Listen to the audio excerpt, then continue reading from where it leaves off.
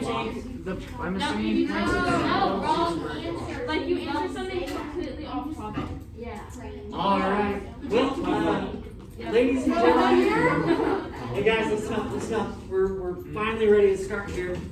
Section 3.1 is entitled Functions, and it turns out that functions have they have rules with them in order to be a function. So basically, the question is what is the difference between a relation and a function? Okay, now you may not know what a relation is or a function, so let's kind of get all this. A relation is a pairing of input and output values. So anytime you've got a pairing of input and output values, so this x leads to this y, this input leads to this output. Anytime you've got that, that is a relation. It's telling you how x and y relate. But only certain relations are functions. So a function is a relation with each input having exactly one output. And in mathematics, we can explore all sorts of different functions. And the fact that we can call them functions means there's certain rules that are going to be true about them. And we're going to explore that a little bit today. So this is a bit of a loaded statement. It says a function is a relation with each input having exactly one output. So because relations can be represented so many different ways, we're going to want to look at all these representations and see if they satisfy this condition.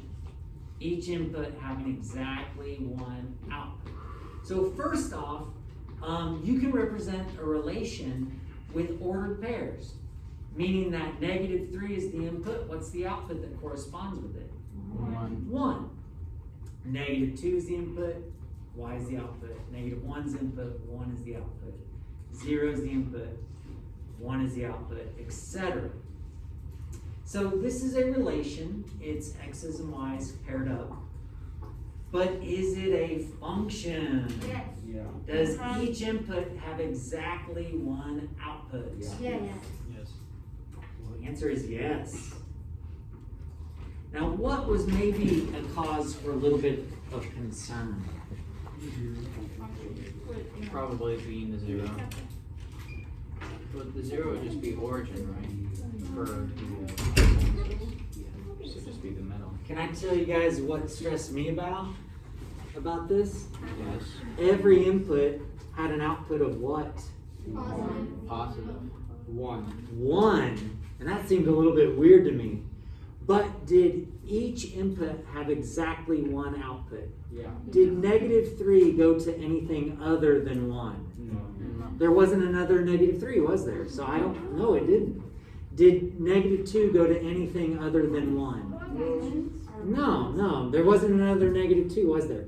So it looks a little bit weird that 1 was repeated so often, but it just turns out that the output for each input happened to be 1. Kind of strange. But yes, that's a function. What about this next one? No. I mean, for example, the input of 3 and the output of 5, there isn't even a 1 in there. Are we talking about example 2, Titus? Yes. I just said no because there's 2 1s, the 1 has a 3 and 1 has a 5. For you to say that this is not a function, you should be able to pinpoint exactly where there's a problem. So what's the problem with this? The 1 is 3 and the 1 is 5. Yeah, I'm with you on that, John. The 1 and the 3 and the 1 and 5. If 1 goes to 3, then when we bring up 1 again, where should it have to go to? 3. But it doesn't. So this single input of 1 had how many outputs? 2 different outputs. So that's a no, it doesn't work out. Now, everything else about it's cool because 2, we don't have an input of 2 anywhere else, so we're good. 3 is good, 4 is good. But 1 was the problem. It's going 2 different places. Okay, so you can write a relation as a list of ordered pairs. You can also write a relation as an input and output table. And by the way, we commonly do this vertically instead, like that. But for some reason, when they write out input and output, they like to do it horizontally. So the question is, does each input have exactly 1 output? Yes. Yes. Sure enough. Sure enough. Okay, so next up, it's just kind of complicated to put these on the computer, so we're just going to draw them. Let me get logged in here. So what I'd like for you to draw for our next example is an input and output. Oh, I can't remember what the name is now. No. Okay, so basically you're going to have an oval here. Oh, it's a mapping diagram, I think is what it's called. I think it's called a mapping diagram. Venn diagram? No, I'll show you what I'm talking about. The input values are 1, 2, and 3. The output values are 8, 9, 10, and 11. Oh, you draw. And so 1 maps or goes to 8. 2 goes to 8. 3 goes to 10. 3 goes to 11. You just said 2 goes to 8 and then drew it to 9. Oh, so sorry. I say things. Where's 11 After 10. Yeah, I'm sorry. I didn't mean to misspeak, but yeah, 2 goes to 9.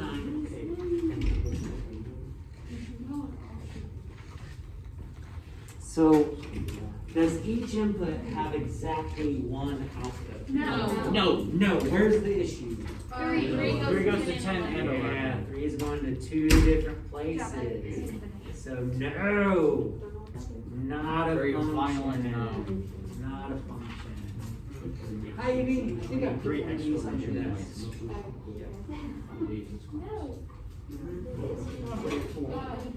Okay, try this out. Input, output. Oh, wait, you gave me my map. Or my NVDA. Oh, okay, so I need to give you one of these. That is NVDA or map. They're both the same, yeah. Why did something? Sure, just gotta fix that. Small. So Evie, there'll be a video for these. Oh, yeah. Oh my gosh. Gotta be. Alright, so ladies and gentlemen, let's write that our input is -7, -8, -9, and our output is 4 and 15. -7 maps to 4, -8 maps to 15, and -9 maps to 15. That's true. No. Is this a function? Yes, sorry. What was that? Yes? Yeah. Yep. Does each input have exactly 1 output? Yes. Yeah. It sure does. It just so happens that -8 and -9 both go to 15, but -8 only has 1 output, -9 only has 1 output. So this is a function. Robert, did I give you the notes for this? Sweet. Good deal. All right, one more before we get out of here for lunch. One more input output table. Or not table, mapping diagram.